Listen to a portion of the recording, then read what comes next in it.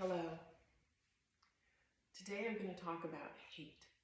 And this is very important because the United States, this is January 27th and 2026, and ICE, under the fascist regime of Donald Trump and his cronies and colleagues and supporters, have been actively and publicly executing Americans in this country. They've been creating concentration camps, assaulting the First and Second Amendment, among others, which has been a surprise to me because the 2A people, I was raised being a 2A person and in a Republican family, and I never thought that they would come to this place.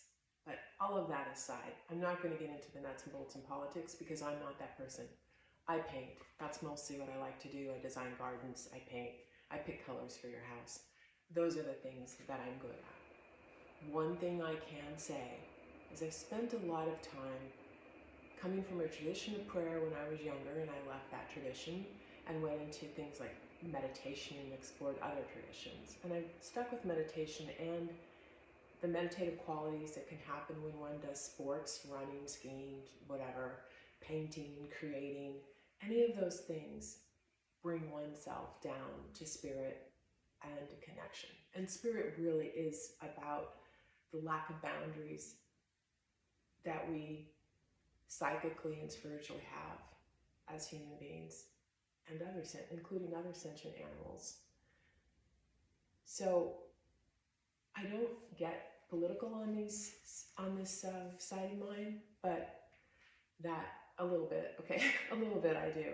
But now I need to be openly there, not just in private, because I do go to protests like No Kings, and I make stickers and hand them out, and I do things like that to support the cause of human rights, because human rights, financial rights, the right to health care, the right to financial equity, and I don't mean we're all going to become, whatever, some word for that, but we can't be having billionaires and trillionaires when people are starving and children can't eat and there's no care and no jobs, and AI is, taking over electricity and potable water. There are a lot of problems, but it boils down to love and fear.